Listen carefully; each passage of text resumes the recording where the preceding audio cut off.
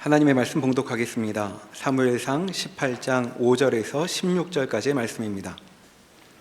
구약성경 438면에 있습니다.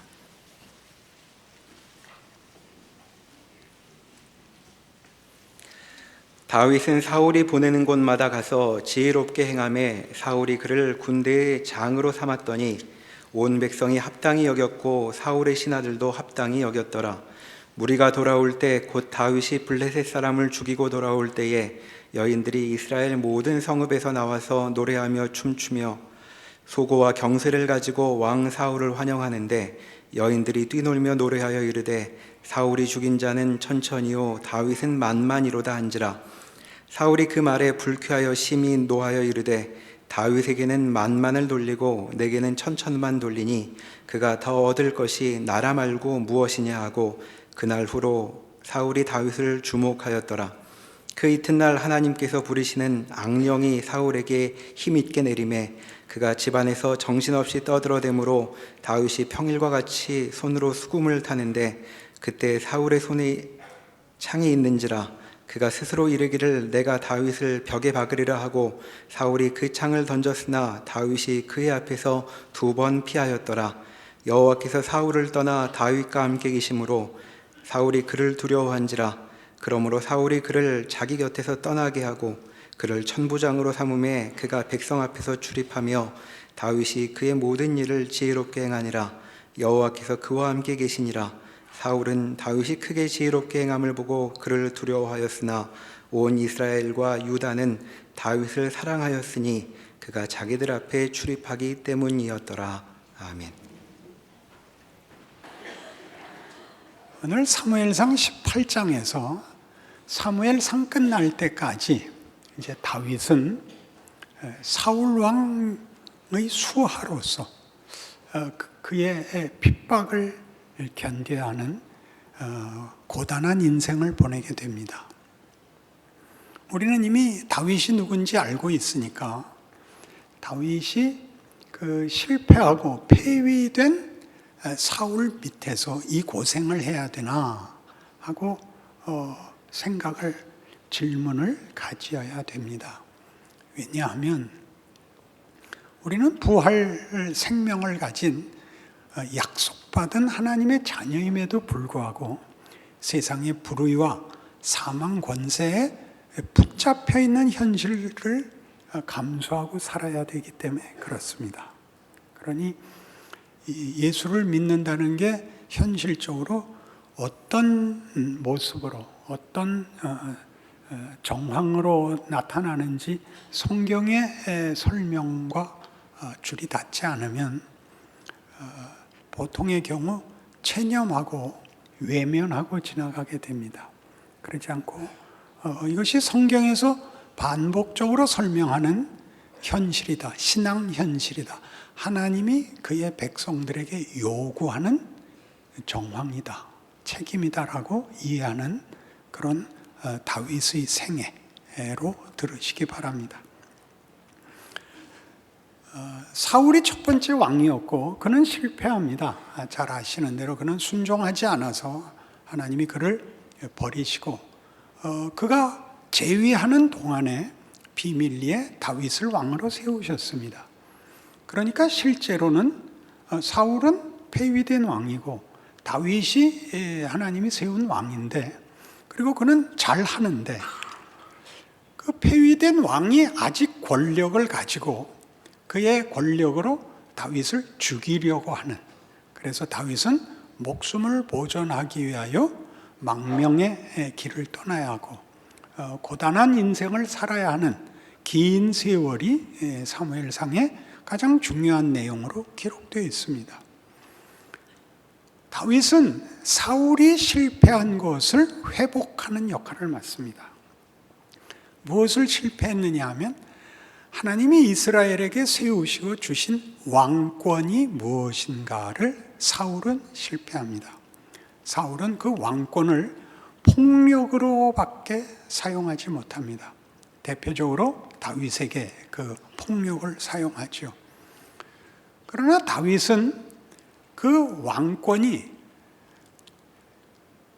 약속된 백성, 하나님이 구별하여 부른 자기 백성에게 무엇을 주시려고 하는가를 책임진 사람이라는 것을 회복합니다. 하나님으로부터만 줄 수 있는 경건, 정의, 평화, 복, 명예, 승리, 영광을 그가 베풀어야 됩니다. 그런데 그것은 인간 스스로가 만들 수 있는 건 아닙니다. 사울은 하나님께 바쳐야 되는 종교적 책임은 제사라는 것으로 때우고 있었지만 하나님으로부터만 받아서 나누어야 했던 이런 진정한 내용은 그는 기대도 하지 않았고 실천하지도 않았고 알지도 못하고 있었습니다. 당연히 하나님께서 그를 왕위에서 내쫓아야 맞습니다. 자기 백성들에게 하나님의 거룩하심, 하나님의 위대하심, 하나님만이 주실 수 있는 충만한 복들을 그가 하나도 백성들과 나눌 수 없었기 때문입니다.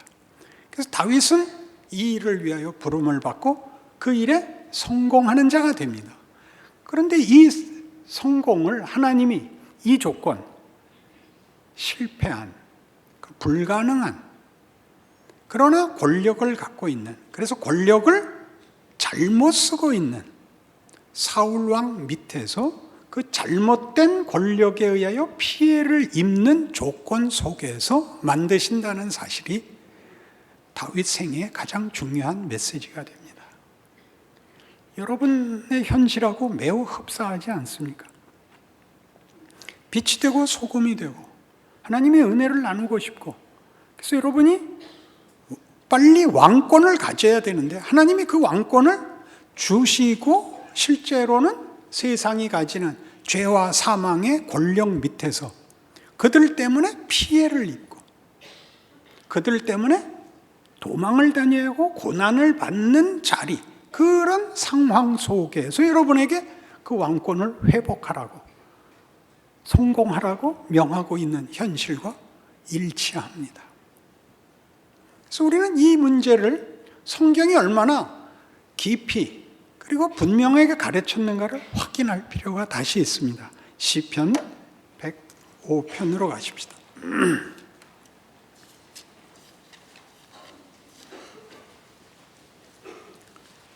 시편 105편 17절, 요셉의 일생을 간략히 다룬 시편입니다. 그가 한 사람을 앞서 보내셨으며 요셉이 종으로 팔렸도다. 그의 발은 착고를 차고 그의 몸은 쇠사슬에 매였으니 곧 여호와의 말씀이 응할 때까지라. 그의 말씀이 그를 단련하였도다. 왕이 사람을 보내어 그를 석방하며 뭇 백성의 통치자가 그를 자유롭게 하였도다. 그를 그의 집의 주관자로 삼아 그의 모든 소유를 관리하게 하고 그의 뜻대로 모든 신하를 다스리며 그의 지혜로 장로들을 교훈하게 하였도다. 요셉의 생애입니다. 잘 알고 있지만 간략하게 요셉의 생애를 좀 통찰해서 이 성경이 교훈하려고 하는 내용을 우리도 이해해 봅시다. 야곱의 아들인 요셉은 11번째 아들인데 그 아버지가 특별히 편애했고 그래서 형들의 미움을 삽니다. 그 꿈도 얄미운 꿈을 꿔서 꿈에 형들이 자기한테 절하는 꿈 꿨다고 와서 자랑을 하는 바람에 그러지 않아도 미운 놈이 더 밉게 됐습니다. 그래서 사실은 형들이 죽여버릴 작정이었는데 양을 치다 보면 먹을 초장을 위해서 거리를 이동하는 바람에 먼 데까지 형들이 가게 됐고, 이제 아버지가 형들이 잘 있는가 보고라 그래서 며칠 길을 형들을 찾아왔더니 서울에서 한 적어도 대전이나 부산쯤 갔겠죠. 야, 저 미운 놈이 혼자 왔다. 이참에 죽여버리자. 그러자 누군가가 죽이느니 팔아먹자 해서 지나가던 미디안 상인들에게 그를 팝니다. 그래서 그는 팔리죠. 그러니까 돈 받고 팔렸으니까 당연히 노예지요. 그래서 애굽의 시위대장 집에 노예로 들어가게 되고 거기서 유혹을 이겼으나 무고를 당하여 감옥에 가게 됩니다. 그리고 그 감옥에서 그는 넋이 빠집니다. 우리가 여러 번 확인했듯이 그 발이 자꾸 이상하고 그 몸이 쇠사슬에 매였는데 직역하면 그 혼을 쇠사슬이 꿰뚫었다라는 뜻이라고 여러 번 말씀드렸습니다. 우리말로 혼비백산에 있습니다. 그 감옥에 애굽왕 바로의 측근 신하 둘이 잘못을 해서 잡혀 들어옵니다. 하나는 떡 맡은 관원장이고 하나는 술 맡은 관원장입니다. 둘이 꿈을 꾸고 꿈을 요셉이 해몽해 주어서 꿈대로 하나는 죽고 하나는 복권됩니다. 만 2년 후에 바로가 꿈을 꾸는데 살찐 소 7마리가 강둑에 올라와서 풀을 뜯는데 갑자기 비썩마른 흉측한 소 7마리가 오더니 이 살찐 소를 다 삼켜버렸습니다. 이게 무슨 꿈이냐? 아무도 해몽을 못하죠. 그러자 그 술 맡은 관원장, 복권됐던 관원장이 왕에게 제가 잊었습니다. 2년 전에 이만저만한 일이 있었습니다. 그 사람을 불러다 물어봅시다. 그래서 요셉이 나오죠. 왕의 꿈을 해석합니다. 7년 풍년이 들 것입니다. 그리고 7년 흉년이 뒤따라올 텐데 흉년이 얼마나 심한지 앞에 풍년을 삼켜버릴 것입니다. 어떻게 하면 좋으냐? 창고를 짓고 모든 7년 동안의 풍년의 양식들을 저장하여 남은 7년을 대비해야 됩니다. 그럼 네가 해라. 그래서 총리가 됩니다. 이 일의 놀라움은 뭐냐 하면 그가 대학 가서 총리직을 배운 것이 아니라는 사실입니다. 대학 나온 사람들 시비 걸자고 그러는 건 아니라는 것쯤은 아시겠죠. 그걸 배워야 할 자리가 아니라 그걸 배울 수 없는 곳에 있었단 말이죠. 전혀 배울 수 없는 것. 그가 총리에 올라와서 자신의 성공, 입지전적 신화를 만든 것이 아니라 그가 애굽을 구하죠. 자기를 가두고 있던 애굽을 구하지요. 세계를 구하지요. 자기를 팔아먹은 형들을 구하지요. 어디에 있었는데? 족쇄 차고 쇠사슬에 묶여 있던 자리에서 그가 이 일을 만든다고요. 그의 생애 속에 이 일을 만들 만한 말이 되는 과정이 전혀 없었다는 겁니다. 그는 한 번도 의욕적이거나 선택할 기회도 없었습니다. 그는 수동태로 잡혀 있습니다. 한 사람을 앞서 보내셨으며 하나님의 뜻이라는 겁니다. 현실로는 어떻게 나타났죠? 형들의 배신입니다. 세상에 그런 일이 있을 수 있습니다.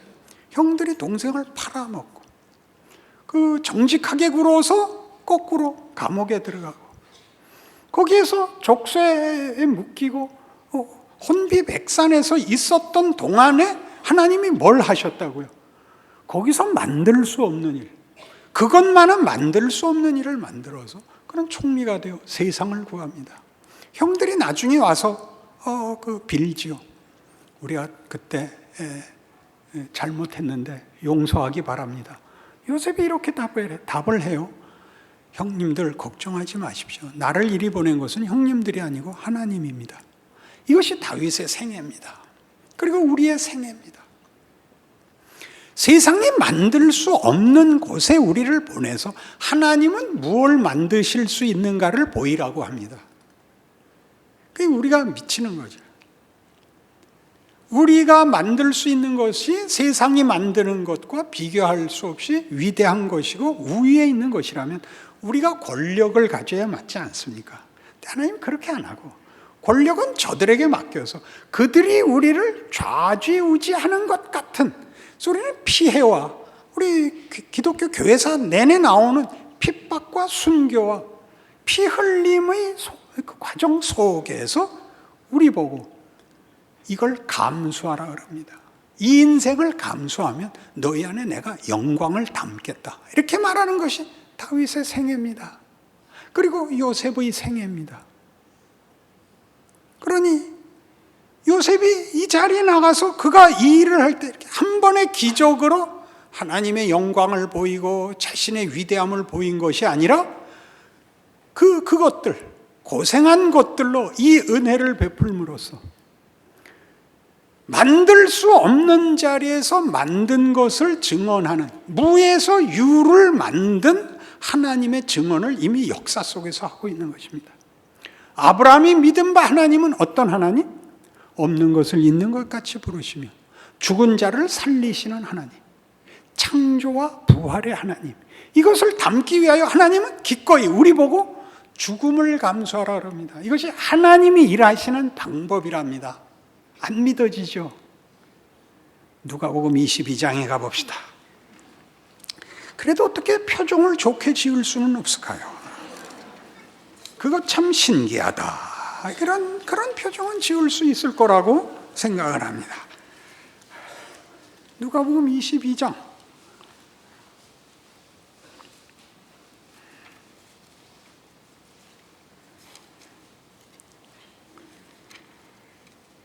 24절, 또 그들 사이에 그중 누가 크냐 하는 다툼이 난지라. 예수께서 이르시되 이방인의 임금들은 그들을 주관하며 그 집권자들은 은인이라 칭함을 받으나 너희는 그렇지 않을지니 너희 중에 큰 자는 젊은 자와 같고 다스리는 자는 섬기는 자와 같을지니라. 앉아서 먹는 자가 크냐 섬기는 자가 크냐? 앉아서 먹는 자가 아니냐? 그러나 나는 섬기는 자로 너희 중에 있노라. 너희는 나의 모든 시험 중에 항상 나와 함께 한 자들인즉 내 아버지께서 나라를 내게 맡기신 것 같이 나도 너희에게 맡겨 너희로 내 나라에서 내 상에서 먹고 마시며 또는 보좌에 앉아 이스라엘 12지파를 다스리게 하려 하노라. 그 마지막 만찬 석상입니다. 그러니까 예수님 이제 십자가 지실 것을 결심하시고 예루살렘에 입성하시고 유월절 만찬을 하는 자리입니다. 제자들이 누가 더 큰 공을 세웠는가라는 다툼을 벌입니다.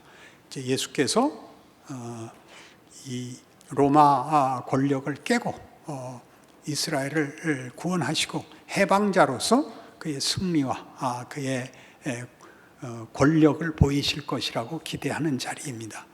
그렇게 기대할 만한 일이 있었지요. 죽은 자를 살리고 귀신을 쫓아내고 바다를 잠잠케 합니다.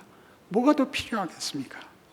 근데 예수께서 말씀하시기를 이 세상은 권력을 가지는 사람이 상좌에 앉고 대접을 받지만 내 나라는 그렇지 않다. 내 나라는 높은 자가 낮은 자를 섬기는 나라다. 이런 말이 안 되는 말씀을 하십니다. 그러면서 이렇게 얘기하죠. 시몬아 시몬아 보라, 사단이 너희를 밀가부르듯 하려고 요구하였으나 그러나 내가 너를 위하여 네 믿음이 떨어지지 않기를 기도하였노니 너는 돌이킨 후에 내 영지를 굳게 하라. 어떤 시험을 받죠? 예수가 죽는 걸 보고 다 도망가는 이 시험을 받죠. 우리는 그가 메시아인 줄 알았는데 아니더라. 엠마오로 가는 두 제자의 고백이죠. 너희들 왜 이렇게 근심하는 얼굴로 가냐? 무슨 일이 있었냐? 당신은 모릅니까? 예루살렘에서 일어난 일을 모릅니까? 우리는 우리가 모신 선생님이 메시아인 줄 알았습니다. 그는 큰 기적을 행했습니다. 그는 못하실 것이 없는 분이었습니다. 그런데 이상하게 그냥 잡혀 죽었습니다. 그래서 우리는 절망에 빠져서 이렇게 피난을 가고 있습니다. 그 시험이죠.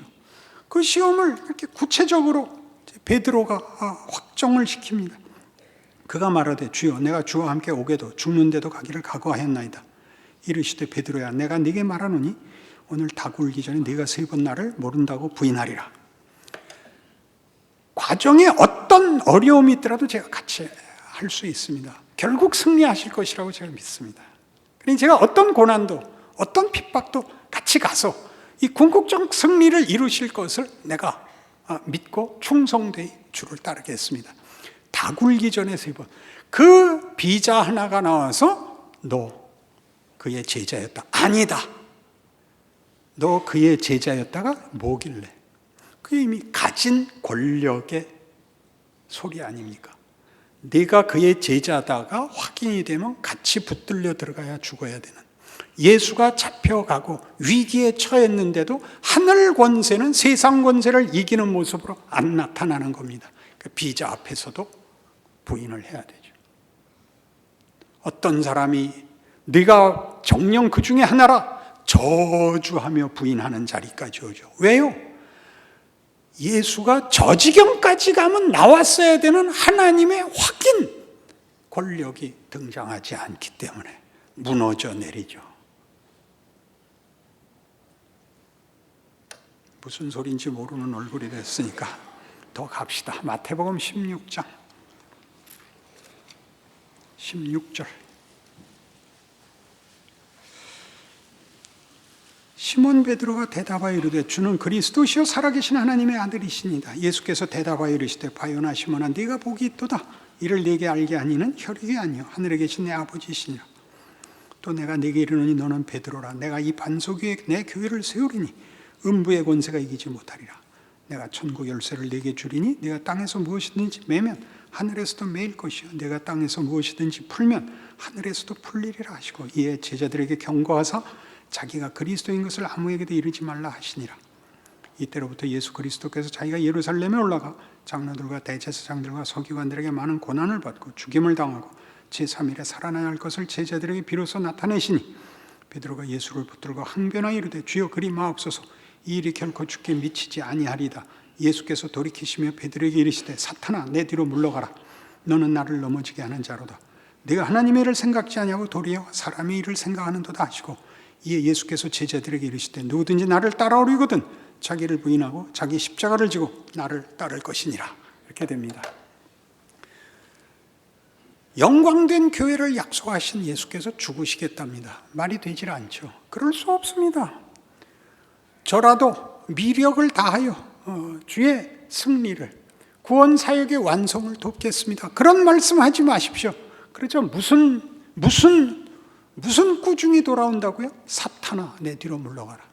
내 나라는 폭력으로 세울 수 있는 나라가 아니다. 그런 말입니다. 내 나라는 폭력에 의하여 성립하지 않는다.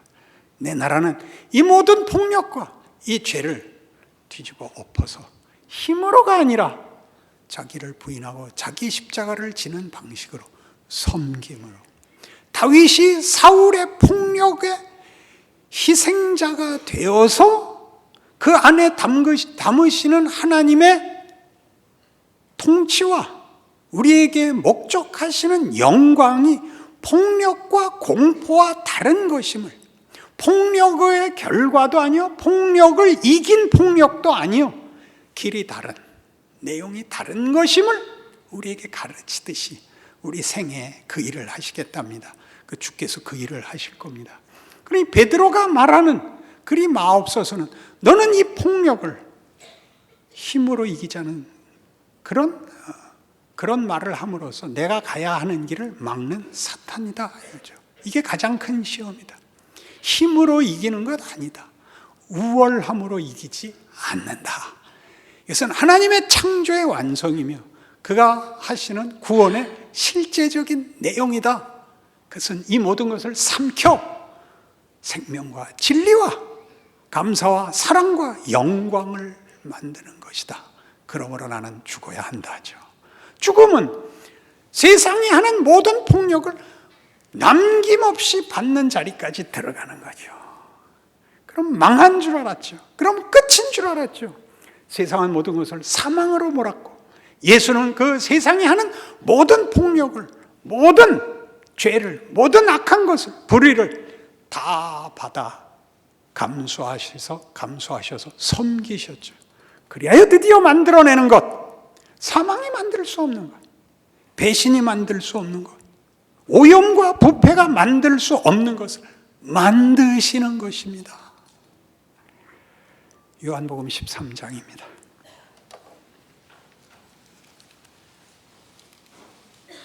(31절) 그가 나간 후에 예수께서 이르시되 지금 인자가 영광을 받았고 하나님도 인자로 말미암아 영광을 받으셨도다. 만일 하나님이 그로 말미암아 영광을 받으셨으면 하나님도 자기로 말미암아 그에게 영광을 주시리니 곧 주시리라. 작은 자들아 내가 아직 잠시 너희와 함께 있겠노라. 너희가 나를 찾을 것이나 일찍이 내가 유대인들에게 너희는 내가 가는 곳에 올 수 없다고 말한 것과 같이 지금 너희에게도 이르노라. 새 계명을 너희에게 주노니 서로 사랑하라. 내가 너희를 사랑한 것 같이 너희도 서로 사랑하라. 너희가 서로 사랑하면 이로써 모든 사람이 너희가 내 제자인 줄 알리라. 이 사랑에 대한 사랑장이 나오는 이유는 세상은 사랑을 만들 수 없는 이유가, 죄가 사랑을 만들 수 없는 이유가, 죄와 세상은 결국 다 사망이 끝인 겁니다. 사망이 끝이죠. 모든 것을 무효화하는, 모든 것을 소멸시키는, 모든 것을 진저리 치게 만드는 절망과 멸망이 사망입니다. 사랑은 여기서는 만들 수가 없습니다. 세상에서는 사랑도 오염되고 부패하고 그리고 망합니다. 사랑을 만드는 것은 이 사망을 이기는 힘 속에서만 가능한 것입니다. 예수께서 이제 그 길을 갈 것입니다. 지금은 너희가 나를 따라올 수 없답니다. 왜요? 베드로가 뒤이어 나오는 것 같이 그 뒷절 보십시오. 36절. 시몬 베드로가 이르되 주여 어디로 가시나이까? 예수께서 대답하시되 내가 가는 곳에 네가 지금은 따라올 수 없으나 후에는 따라오리라. 베드로가 이르되 주여 내가 지금은 어찌하여 따라갈 수 없나이까? 주를 위하여 내 목숨을 버리겠나이다. 예수께서 대답하시되 네가 나를 위해 네 목숨을 버리겠느냐? 내가 진실로 진실로 네게 이르노니 다 굴기 전에 네가 3번 나를 부인하리라. 조금 전에도 얘기한 바와 같이 베드로의 진심은 충성입니다. 그렇게 자기가 할 수 있는 것이 그 충성이 답니다. 그렇지 않습니까? 목숨까지 버리는 충성입니다. 그러나 예수님의 답은 매우 매우 냉혹합니다. 네가 죽어봤자 시체인데 뭐에다 쓰냐? 여러분, 목숨을 건다는 얘기로 신앙을 대신하지 마십시오. 그것이 진심인 것은 좋으나 목숨을 건다는 얘기는 세상은 죽음밖에 만들 수 없으나 하나님만이 영광을, 승리를, 생명을 만드실 수 있다는 그런 이해 아래에서 목숨을 건다인 겁니다. 세상이 만드는 것에 내가 내 진심을, 내 운명을 바치지 않고 하나님이 만드시는 일에 나를 바친다라는 뜻으로, 그죠? 이런 비장미, 치열함으로써 미화하는 단어로 등장해서는 안 됩니다. 늘 우리가 기도하면서 분해하는 게 그거죠. 하나님 목숨을 달래도 주겠습니다. 그런데 왜 내 인생이 이렇습니까? 그게 다 굴기 전에 네가 3번 나를 부인한다죠. 비자 앞에서도, 아무것도 아닌 사람 앞에서도 손가락질 하나에 뒤집어지는 겁니다. 왜냐고요? 예수 믿는 보상이, 힘이, 표가 드러나게 하나도 주어진 게 없다고요. 기절을 할 노릇이죠. 그냥 할 수 없죠. 예수께서 이제 그 문을 엽니다. 이 문을 연다고 사망이 끝이 아닌 뒤집어 부활을 만든다고요. 그걸 믿는 거죠. 그냥 우리 생애의 고단함과 죽음이 어른거리는 속에서 감수를 합니다. 뭘 믿고 있다고요? 하나님, 세상은 계속 죽음을 제한해서 만들지만 하나님이 여기에 부활을 담을 수 있다는 걸 믿습니다. 나 포기하지 않겠습니다. 이렇게 나가는 게 신앙 행위요. 현실적 신앙 생활입니다. 끊임없이 자기를 속이는 것입니다. 하나님, 이만큼 했으니까 이제 보상해 주십시오. 이만큼 했으니까. 닭이 아직 안 울어서 그러죠. 닭이 울면 정신을 차릴 텐데. 성경이 우리에게 하는 말입니다. 그래서 14장 6절.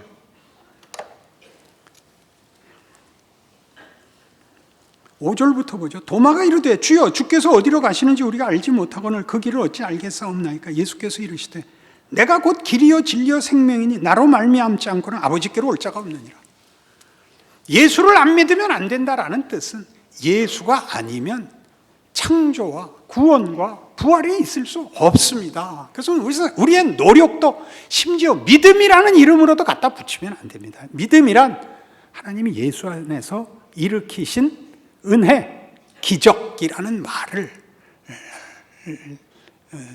우리 성경이 만든 말입니다.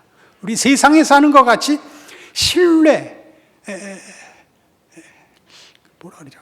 배팅이 아닙니다. 도박이 아닙니다. 한번 걸어보는 게 아닙니다. 하나님이 이렇게 우리가 나 스스로를 봐도, 조건을 봐도, 내 행적을 봐도 말이 안 되는 걸 우리 안에 이루시겠다는 약속이요, 역사요, 실체입니다. 어떻게 믿냐고요? 여러분이 예수 믿는 것이 그 첫 번째 사건입니다. 여러분이 예수 믿기 전에 예수 믿으려고 노력하고 발버둥 치고 시험 봐서 믿었다고요? 그런 사람이 어디 있어요? 갑자기 믿게 됐죠. 얼마나 놀랐습니까? 믿고 난 다음이 시원치가 않죠. 다윗의 생애를 걷고 있는 겁니다. 그게 하나님이 우리에게 담으시고 만드시는 겁니다.